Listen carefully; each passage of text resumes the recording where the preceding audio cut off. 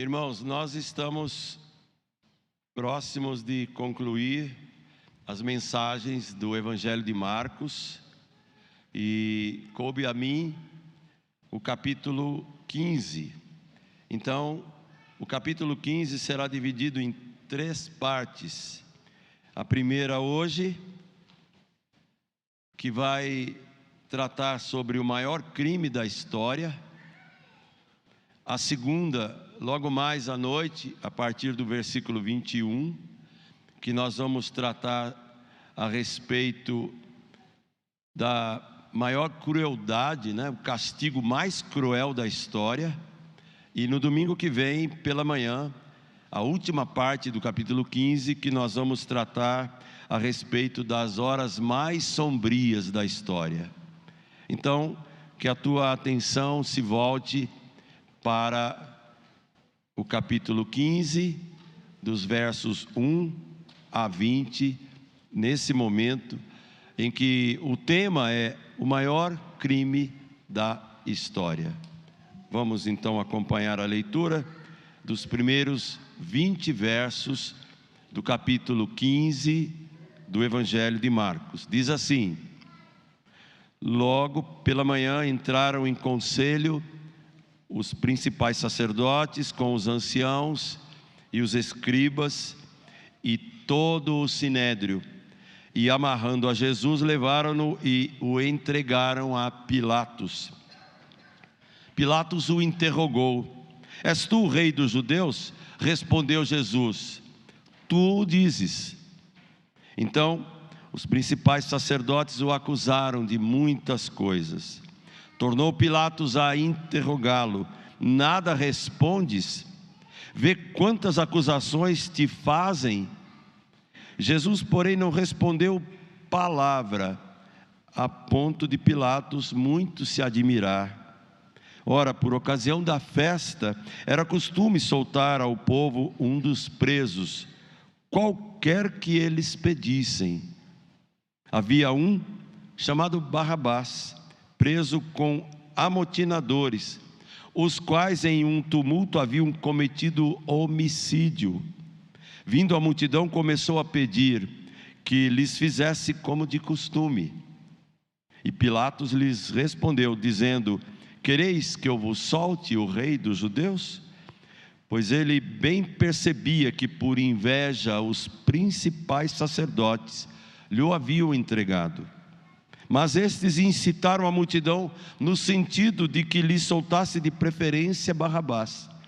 Mas Pilatos lhes perguntou: Que faremos então deste a quem chamais o rei dos judeus? Eles, porém, clamavam: Crucifica-o. Mas Pilatos lhes disse: Que mal fez ele? E eles gritavam cada vez mais: Crucifica-o. Então Pilatos, querendo contentar a multidão, soltou Barrabás e, após mandar açoitar a Jesus, entregou-o para ser crucificado. Então os soldados o levaram para dentro do palácio, que é o pretório, e reuniram todo o destacamento. Vestiram-lhe de púrpura e, tecendo uma coroa de espinhos, lhe a puseram na cabeça e o saudavam, dizendo: Salve, rei dos judeus!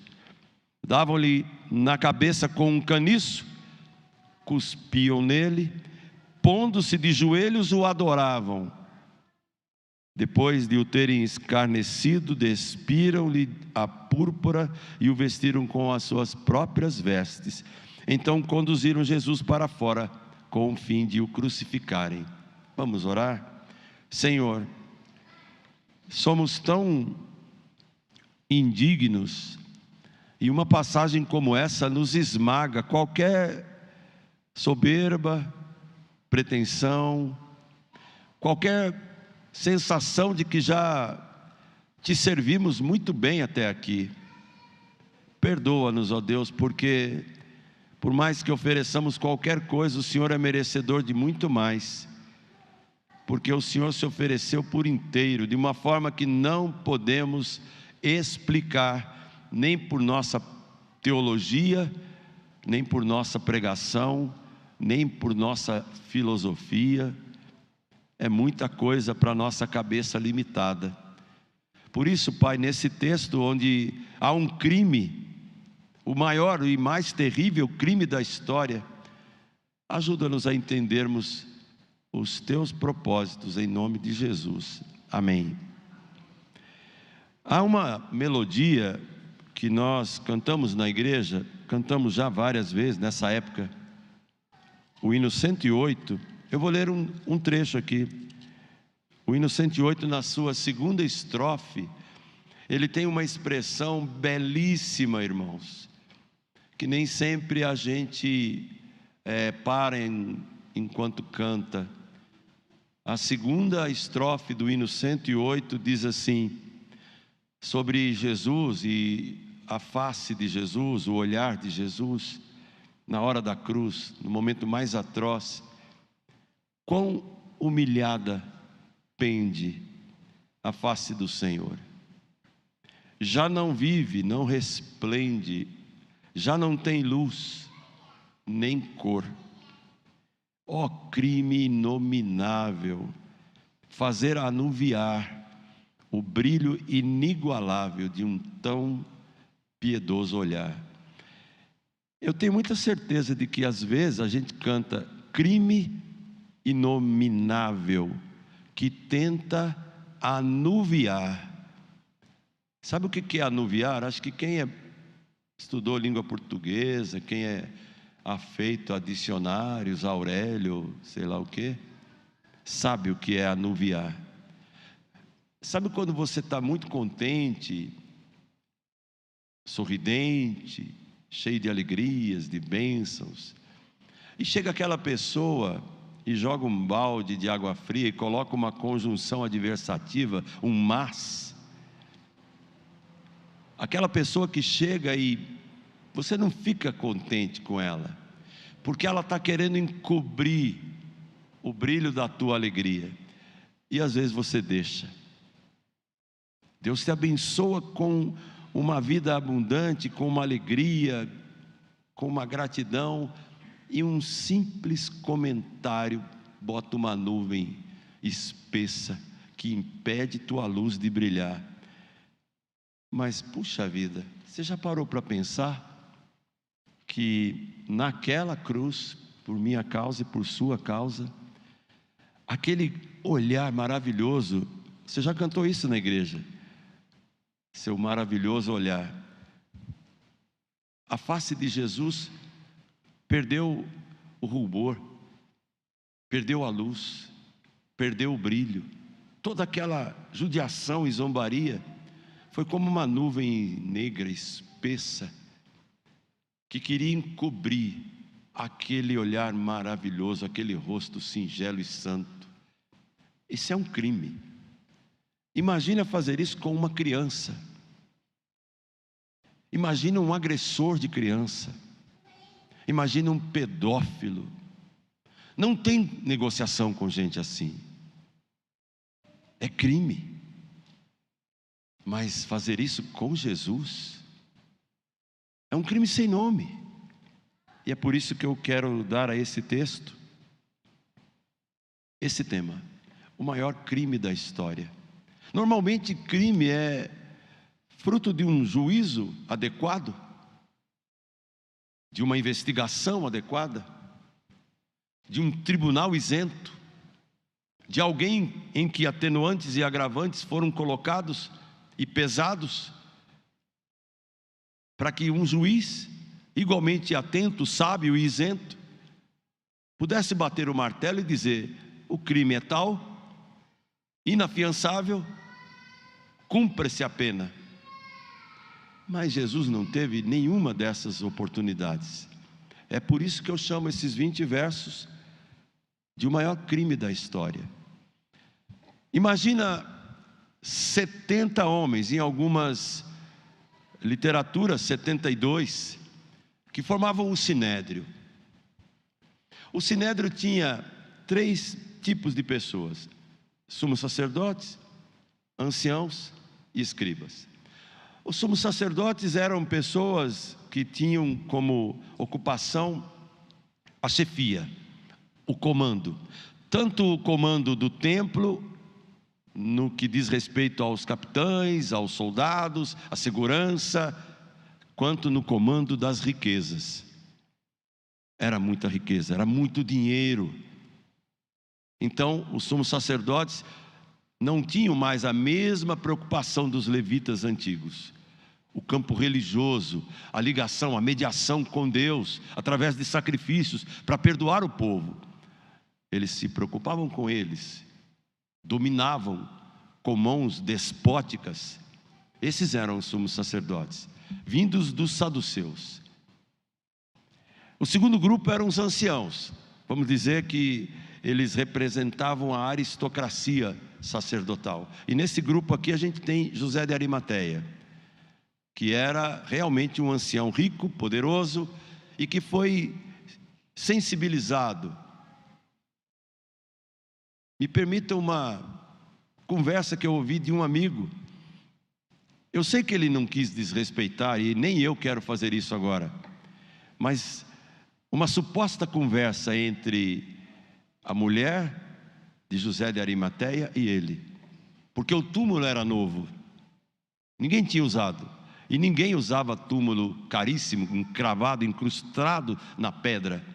E a mulher diz, é uma lenda: ô José, você vai ceder o túmulo para um desconhecido? O túmulo da nossa família? E o José de Arimateia disse, é só por um final de semana. Que coisa bonita, parece piada, mas não é, é um final de semana só. Os anciãos eram esses que davam à Assembleia um ar mais moderno, moderado, equilibrado. E existiam também os escribas. Esses eram terríveis, eram os fariseus, eram os teólogos, eram os advogados, eram aqueles que tinham o domínio da lei e a manipulação dela. Eles eram implacáveis. Mas no meio dos fariseus, escribas, tinha um expoente chamado Gamaliel. Sábio, instruiu Paulo, moderado, ponderado, mas era ele só e mais ninguém. O curioso, irmãos, isso numa introdução o mais sucinta possível, é que o sinédrio, totalmente equivocado e ilegal, eles já tinham decidido, antes de qualquer julgamento, que eles iriam matar a Jesus. Eles só não queriam fazer isso na Páscoa. Mas Judas deu um jeitinho e fez com que a própria Escritura se cumprisse. Porque quando Deus quer, até o diabo faz o que ele quer, e não tem conversa. Então, olha só o que João relata sobre a manobra do sinédrio, no comando de Caifás, que já estava sob o comando de Deus desde os tempos antigos. Ouça um trecho de João 11, 47 a 53, que eu vou ler agora, para vocês perceberem que apesar do sinédrio ter uma função legal à parte de Roma e uma função religiosa, eles estavam mancomunados para já matar Jesus sem necessidade de qualquer julgamento.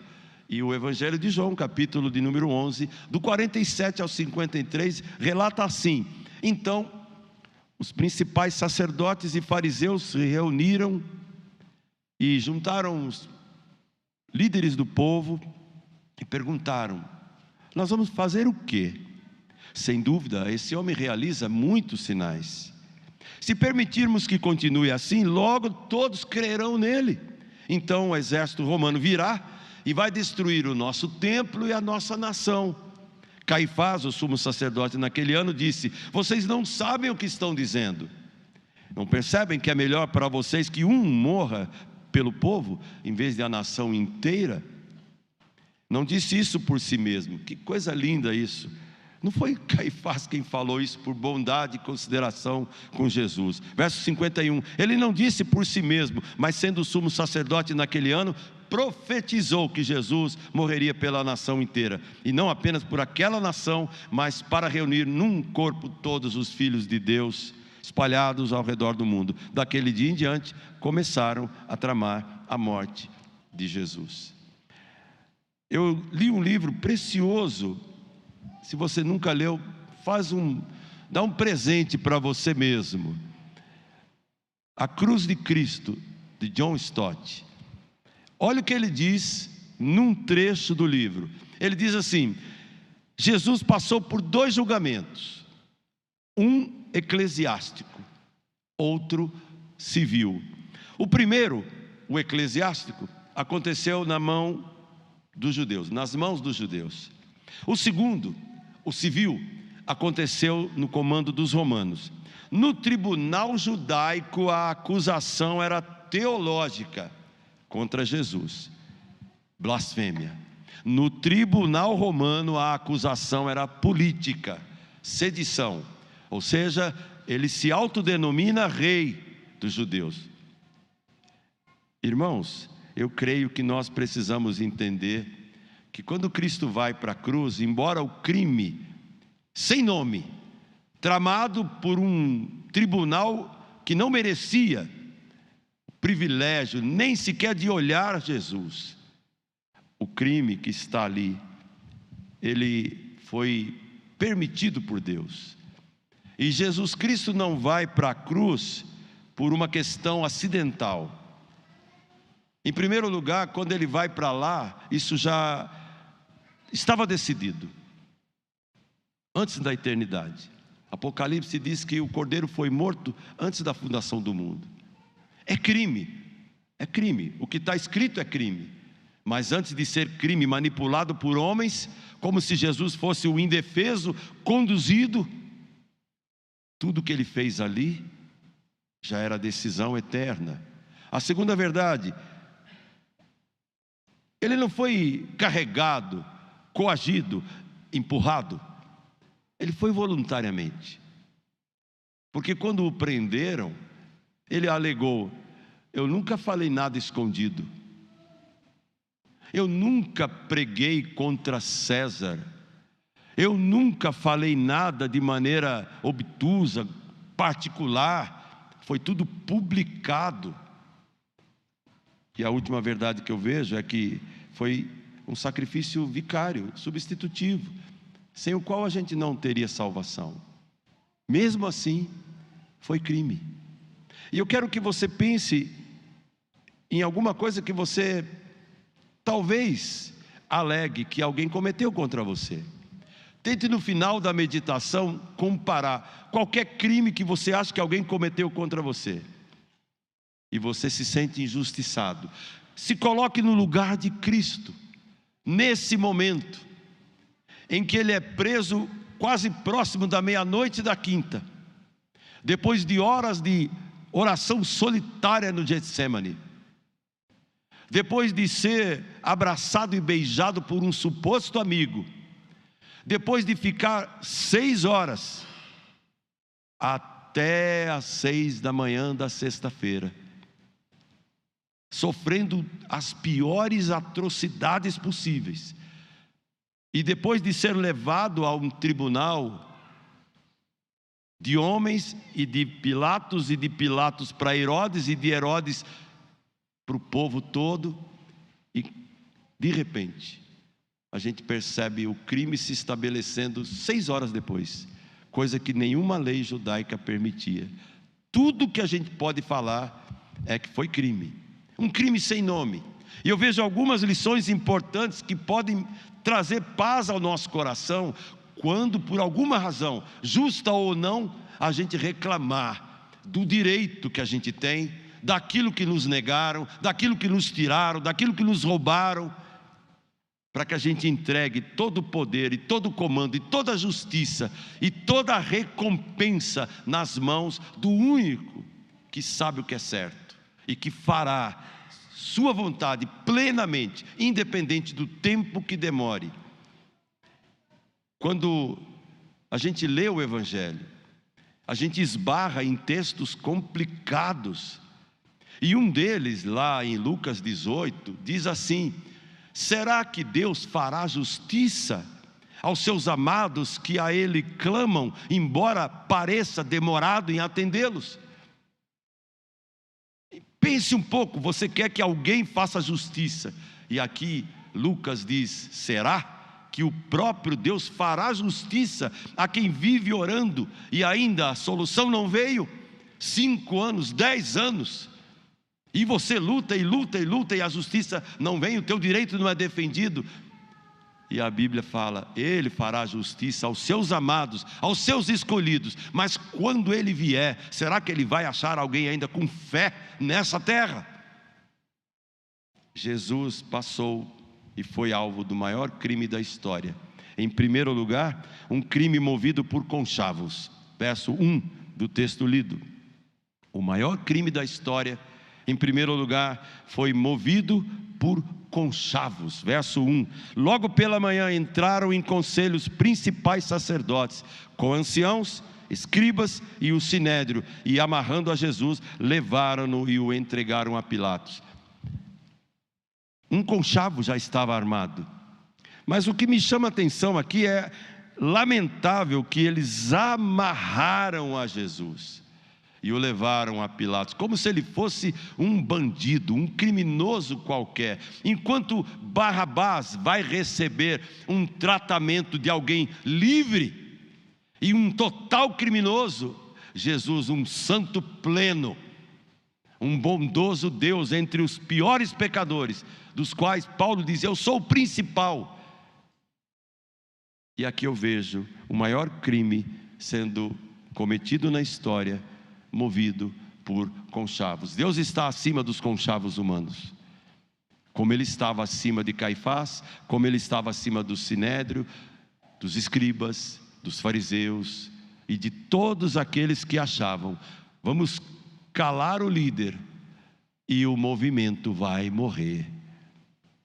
A segunda verdade que eu vejo nesse texto: o maior crime da história foi movido por falsas acusações, não só por conchavos. E todo mundo aqui sabe o que é um conchavo. Isso pode acontecer numa família, numa sociedade interna de igreja, num presbitério. Pode, não deve, mas pode. Mas um conchavo entre homens perversos, pecadores, que estavam a milhares de quilômetros da justiça e da lei de Deus, esses homens se acharem no direito de tramar contra Jesus, é o maior crime da história. Em segundo lugar, movido por falsas acusações. Versos 2 a 4. Pilatos o interrogou: você é o rei dos judeus? A resposta de Jesus é enigmática: tu o dizes. No verso 3, os principais sacerdotes o acusavam de muitas coisas. Tornou Pilatos a interrogá-lo: nada responde? Vê quantas acusações te fazem. Em vários outros evangelistas, eles afirmam: eles contrataram testemunhas falsas. Percebe? O pior crime da história aconteceu com ele. Nunca alegue que foi com você, porque eu sou um criminoso, eu que tinha que morrer lá. E ele suporta esse vexame todo por me amar. Então eu não posso pensar que vou defender minha honra. Eu não posso pensar que vou defender o meu direito até meu último suspiro. Qual é o tribunal que você, no mundo de hoje, julgaria como isento para tratar a tua causa, a não ser o de cima? O maior crime da história, movido por conchavos, movido por falsas acusações. Pilatos até que teve simpatia com Jesus. A mulher dele vai dizer: não te metas com o sangue desse justo.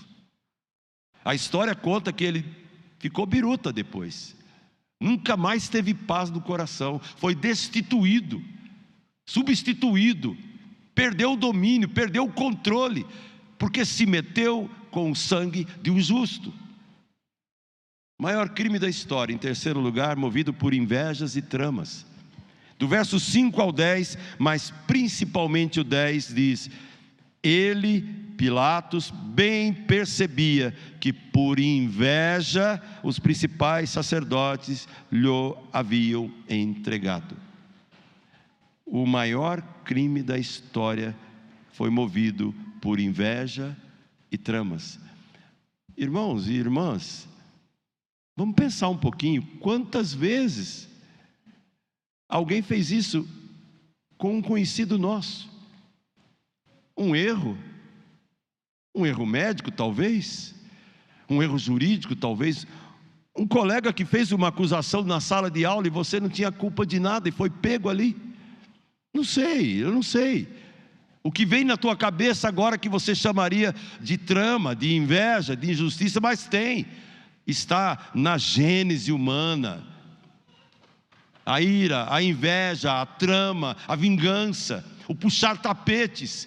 Mas fazer isso comigo, eu até entendo, dou até motivos, mas fazer com ele é um crime sem nome, o maior crime da história, movido por inveja e tramas. Os religiosos de plantão da época, que deveriam reconhecer o Messias, por conhecerem a Bíblia, amar o Messias, por recomendação de Moisés, ele vem, ele será o grande profeta, um dia virá o Messias.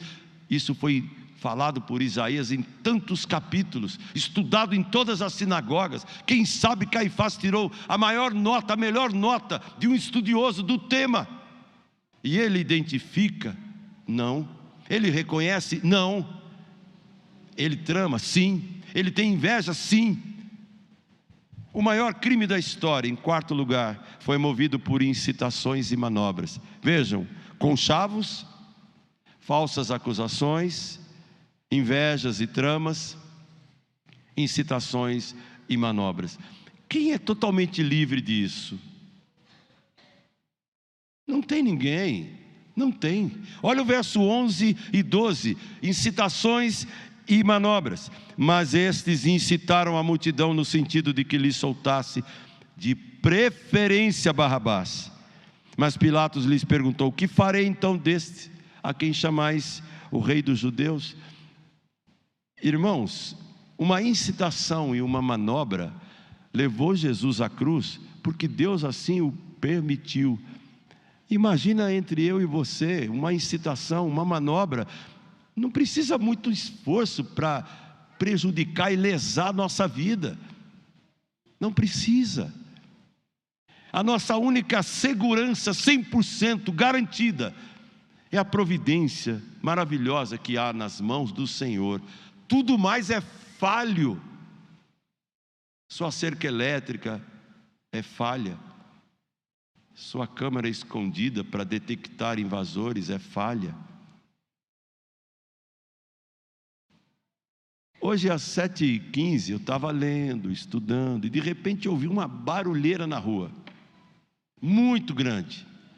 Falei, achei, eu já tinha acabado de falar, acorda. Ela falou, acorda cedo, me chama cedo. Eu chamei. Se ela levantou pelo meu chamar, eu não sei, mas pelo barulho da rua ela levantou. Bem, o que é isso? O que é isso? Quando eu fui lá ver, um enorme balão do outro lado da rua, e uns 10, 15 motoqueiros, e um monte de gente subindo nas escadas, nos telhados e tal, e a mulher da frente faz culto todo sábado.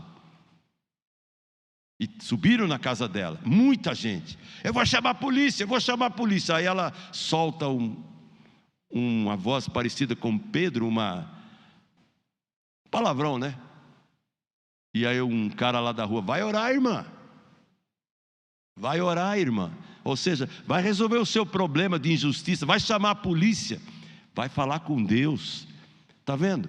O cara entra na sua casa, sobe no seu telhado, faz estripulia no seu quintal, e você que é crente fica desesperado, fica acordando assustado, e a ironia, como a ironia dos Salmos diz, onde está o teu Deus? Cadê Ele que não te defende? Percebe que isso aconteceu com Jesus, o teu Salvador? O maior crime da história foi movido por incitações e manobras, mas também movido pela voz do povo. O verso 13 e 14 diz: eles porém clamavam, crucifica-o. Mas Pilatos lhes disse, que mal fez ele? E eles gritavam cada vez mais, crucifica-o. É triste lamentar e reparar que uma semana antes, qual era a cantoria do povo todinho? Quem lembra? uma semana antes. Hosana, bendito que vem em nome de Jesus. A voz do povo, ela é a voz de Deus? Nunca foi, nunca será. A voz de Deus é só a dele, e quem a entende, quem a observa, quem a segue, nunca cometerá deslizes e nem crimes. É o que diz a palavra. Um homem íntegro, um verdadeiro cidadão do céu, ele jura, ele promete, e mesmo com dano próprio, ele não se retrata. Por isso que Jesus nunca aceitou a defesa baseado na espada e na força e na violência. Ele falou: será que eu não posso chamar uma legião do céu para me defender? Pós-deserto, 40 dias de fome e sede e de tentação e de indução do inimigo, a única resposta, a única arma que ele usou: está escrito, está escrito. E depois Lucas registra: uma multidão de anjos veio servi-lo. Ele não precisou se exibir para Satanás. O maior crime da história foi movido também pela voz do povo. Não dá para a gente descansar que a voz do povo um dia vai sair em nossa defesa. Eu tenho um amigo, hoje ele está longe do ministério, mas está voltando ao convívio com a nossa turma por causa de um grupo de WhatsApp. E ele, na classe e na sala de aula, ele sempre dizia uma frase. Eu não sei se ele acreditava, mas era uma frase até marcante. De onde é essa frase eu não sei, mas essa frase que ele citava sempre dizia: dentre as coisas que eu não esqueço, eis a que mais me entristece. Quando eu acerto, ninguém se lembra. Quando eu erro, ninguém se esquece. E é verdade. O maior crime da história foi cometido, movido pela voz do povo. O mesmo povo que viu milagres, que comeu pães, peixes, viu curas maravilhosas.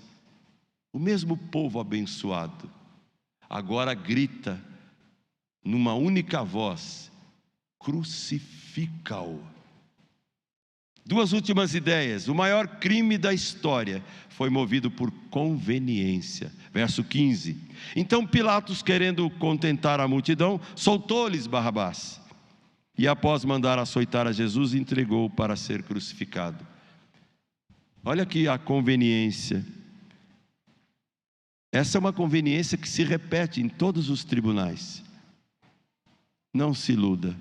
Se fizeram com Jesus, e o próprio Jesus disse: olha, se fizeram com o pastor, pobres das ovelhas sofrerão o mesmo. Por isso que ele morreu só, por isso que ele orou só, por isso que na cruz não tinha ninguém mais. A conveniência de Pilatos, a conveniência de Caifás, a conveniência de Judas, a conveniência de Pedro, de todos esses, o único que teve salvação foi Pedro. Como? Um olhar, bastou um olhar. E toda a exortação entrou no coração dele, e todo o choro tirou o senso de culpa dele, e inundou o seu coração de paz outra vez.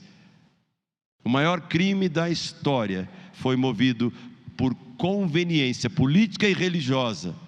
E finalmente o maior crime da história foi movido por escárnio e ironia. Saber que Jesus foi amarrado, saber que Jesus foi açoitado, saber que cuspiram nele, saber que bateram nele, não tem como explicar, não existe maneira da gente dramatizar isso. Não existe. Por isso que muitas pessoas, há quase 20 anos atrás, se não me falha a memória, e se ela falhou, me perdoem, quando Mel Gibson lançou A Paixão de Cristo, tinha cristãos que foram assistir para tentar entender aquelas 12 horas implacáveis, e saíram revoltados do cinema, ou chateados, ou impactados, porque jamais pensaram que aquela crueldade ali retratada fosse real. Não é real, aquela é ficção. Aquela do cinema é ficção. A real é muito pior, muito pior, muito pior. Por isso o maior crime da história foi movido por escárnio e ironia. Do verso 16 ao 20, os soldados o levaram. Os soldados se reuniram em todo o destacamento. Os soldados vestiram Jesus de púrpura. Os soldados colocaram uma coroa de espinho e não colocaram com delicadeza. Eles encravaram na pele que já estava sofrida, na roupa que ele apanhou durante várias horas, que já estava colada no corpo dele. Os soldados o saudavam e diziam em tom de zombaria: salve, rei dos judeus. Como na cruz disseram: se você descer daí, nós creremos em ti. O maior crime da história foi movido por escárnio, foi movido por ironia. No versículo 19, olha só: davam-lhe na cabeça, cuspiam nele e se ajoelhavam ironicamente para fingir adoração a ele. E no verso 20, depois de o terem escarnecido, tiraram aquela roupa aparentemente real e colocaram as vestes próprias de Jesus e o conduziram para fora com o fim de o crucificarem. O maior crime da história foi movido por escárnio e ironia. O que você pretende fazer com o seu Cristo a partir desse texto? O que você pretende fazer com o seu direito, com a sua sensação de injustiça? O que você pretende fazer com a sua leitura da realidade, onde você acha que tem coisa errada que precisa ser providenciado, punição e castigo? Pense em Jesus e tudo o que ele sofreu, para que o castigo dele trouxesse paz a você. E a partir do que ele enfrentou e venceu e entregou nas mãos do Pai, faça você o mesmo. Ore por todos nós para que façamos o mesmo e confiemos que toda a justiça está nas mãos de Deus. A nossa é imperfeita, ilusória e provisória, mas quando entregamos, vemos Deus fazer o que Ele e só Ele pode fazer. E que o castigo daqueles que nos oprimem esteja nas mãos do Senhor, porque nós não temos nem a capacidade de nos vingarmos completamente e plenamente, mas o Senhor diz: a mim pertence a vingança. E um dia, até aqueles que o traspassaram o verão, e nós nos humilharemos e diremos com todo o nosso prazer: Ele é o nosso Senhor, Ele é o meu Salvador. Os outros vão ter que fazer isso a contragosto. Que Deus seja louvado e que nós entreguemos toda a justiça nas mãos daquele que se submeteu ao maior crime da história, para que eu não pagasse pelo crime de ter nascido em pecado e de ter colocado ele naquela condição. Que Deus nos perdoe e nos ajude a entendermos pela vida como Ele é bondoso, como Ele é nosso amigo.